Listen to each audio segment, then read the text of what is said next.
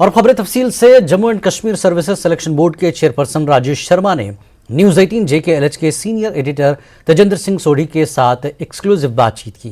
राजेश शर्मा ने SSB इम्तिहान को मनसूख करने पर कहा कि बोर्ड और हुकूमत चाहती है कि SSB के इम्तिहानात साफ शफाफ तरीके से अंजाम दिए जाएं ताकि किसी भी उम्मीदवार के साथ नाइंसाफी की गुंजाइश बाकी न रहे। उन्होंने कहा कि वो चाहते हैं कि मुस्तहक उम्मीदवारों की भर्ती हो।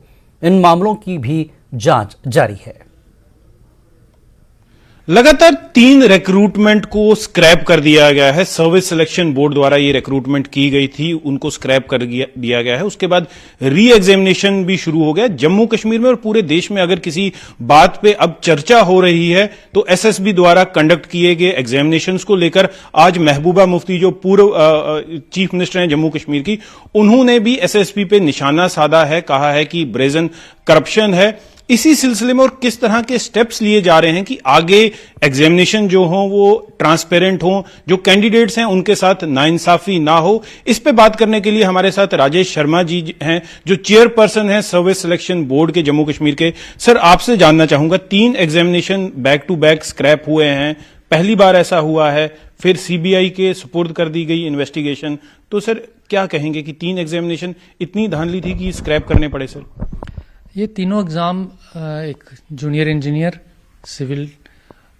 सब इंस्पेक्टर होम डिपार्टमेंट और अकाउंट्स असिस्टेंट फाइनेंस डिपार्टमेंट के, ये 3 एग्ज़ाम थे। ये मार्च के महीने में कराए गए थे। तो इनमें कुछ एनॉमलीज पाई गई, तो उसके कारण, क्योंकि रिक्रूटमेंट प्रोसेस ऐसा होता है कि एक भी बच्चा अगर इसमें गलत तरीके से आ जाए तो वो अनफेयर होता है जो प्रॉपर बच्चे हैं, जो मेहनत करने वाले हैं।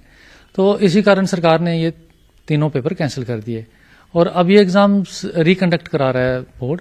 और इनमें से जूनियर इंजीनियर का कंप्लीट भी हो गया है और इस समय सब इंस्पेक्टर का चल रहा है। सर, कोर्ट ने भी कुछ देर पहले एक रूलिंग दी थी, स्क्रैप कर दिया गया था, फिर हाई कोर्ट ने स्टे लगा दिया। तो हम कोर्ट पे, क्योंकि मसला सब जुडिस से बात नहीं करेंगे, लेकिन ये जानना चाहूंगा कि ट्रांसपेरेंसी मेंटेन करने के लिए जो अभी एग्जाम हो रहे हैं, री एग्जामिनेशन हो रही है, उसके लिए क्या क्या मेजर्स लिए गए हैं? सर, हाँ, आपने पहले ऑनरेबल हाई कोर्ट की बात की, तो डेफिनेटली हमने जो एग्ज़ाम कंडक्टिंग एजेंसी सेलेक्ट की है पीछे, वो इशू ऑनरेबल हाई कोर्ट के सामने है, तो उस पर हम ज़्यादा टिप्पणी नहीं करेंगे। तो लेकिन ये है कि बच्चों के, क्योंकि बच्चों का कैरियर की बात है, तो हमने एक बड़े ट्रांसपेरेंट तरीके से as per the general finance rules हमने एक कंपनी सेलेक्ट की है। और उसमें एक इशू ये था कि ये कंपनी पास्ट में कहीं ब्लैक लिस्ट रही है। तो लेकिन जब ये टेंडर फ्लोट हुआ उस समय ये कंपनी वो अपना ब्लैक लिस्टिंग पीरियड खत्म कर चुकी थी, वो अवधि उसकी पूरी हो चुकी थी।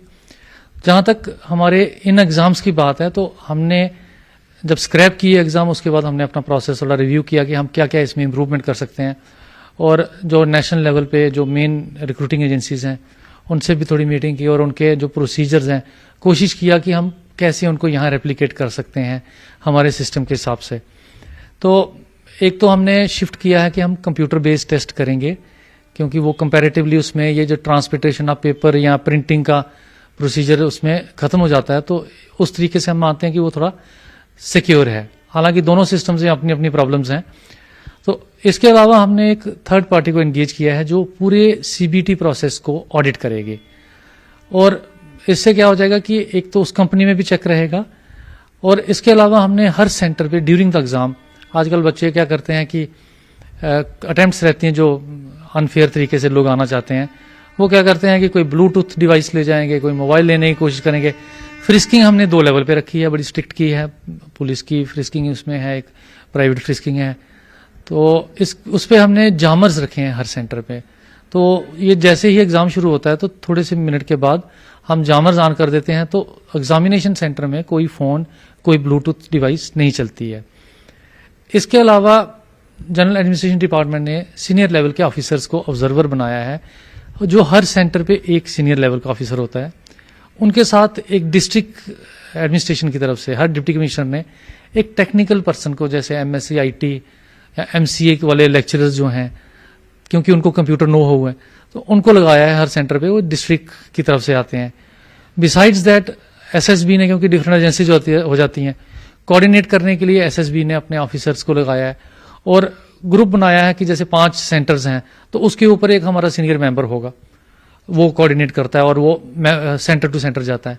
मैं पर्सनली लेवल पे भी हर सेंटर पे खुद गया हूँ और अभी भी जाता हूँ। हर एग्जाम में मेरा मूवमेंट होता है कि देखे जाके कि बच्चों को कोई इनकन्वीनियंस ना हो रही है, और साथ में ये चीज़ें चेक करते हैं हम कि कोई गलत चीज़ तो नहीं हो रही है, जितना हम करते हैं। बिसाइड्स इंफॉर्मेशन टेक्नोलॉजी डिपार्टमेंट ने हमें कुछ लोग, हमने उनसे रिक्वेस्ट की थी तो उन्होंने हमें दिए हैं, वो टेक्निकल लोग हैं, उनके हमने फ्लाइंग स्क्वाड्स बनाई हैं दोनों जगह, कश्मीर में भी और जम्मू में भी। और वो पहले दिन से एज फ्लाइंग स्क्वाड मूव करते हैं सेंटर टू सेंटर, और ऐसी अगर कोई गतिविधि या ऐसी कोई चीज़ दिखती है तो इमीडिएटली वो चेक करते हैं, उसको रिपोर्ट करते हैं। तो सर जैसे स्टूडेंट्स हैं जिन्होंने इसके लिए कैंडिडेट्स जो हैं, कई उसमें से ऐसे कैंडिडेट्स हैं जो ओवर एज भी हो चुके हैं, ये भी उनका कहना था कि इतने साल से हम लगातार इसके लिए मेहनत कर रहे थे, और कई ऐसे कैंडिडेट्स हैं जो अपनी मेहनत की वजह से सिलेक्ट हुए थे, ना कि धांधली करके। तो उनको क्या कहेंगे, उनको किस तरह का आप आश्वासन देंगे सर?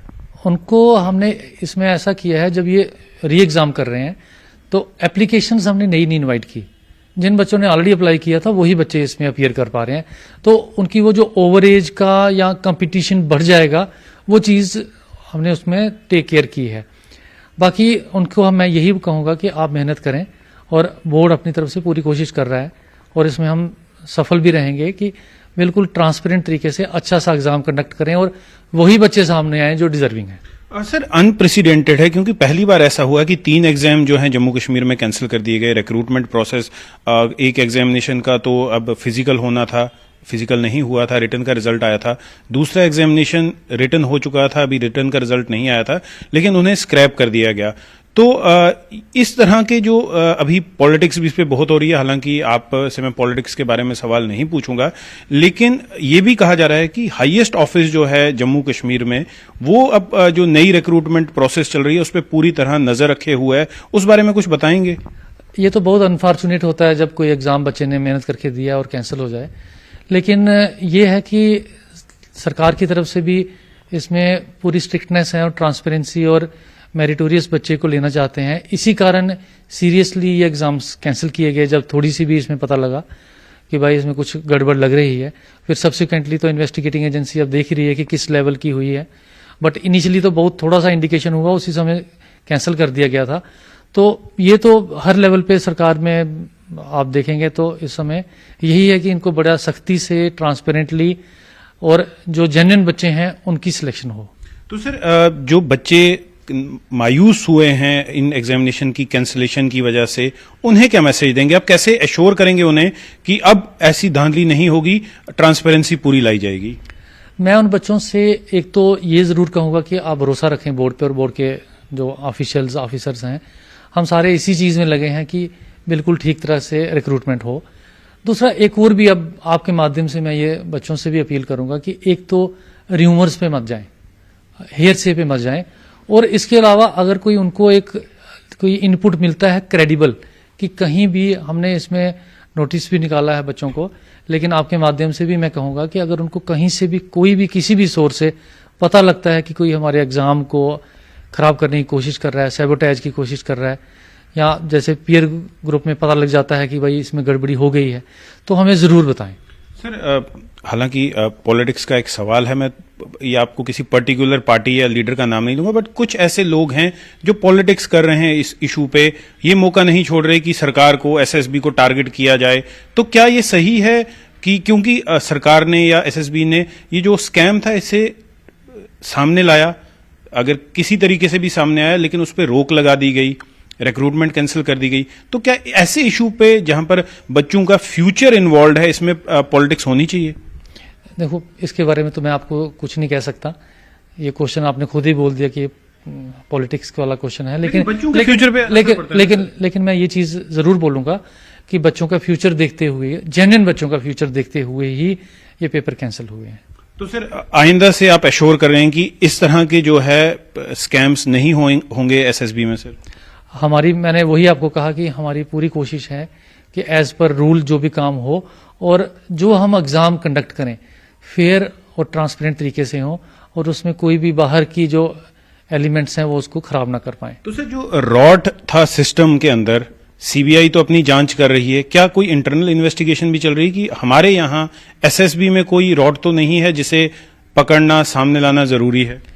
सीबीआई की इंक्वायरी, जब सीबीआई को केस हैंडल किया गया था तो उसके पहले एक सरकार ने हाई लेवल की, जो हमारे सीनियर मोस्ट ऑफिसर हैं एडिशनल चीफ सेक्रेटरी होम, उनकी अध्यक्षता में कमेटी बना के एक इंक्वायरी कराई थी।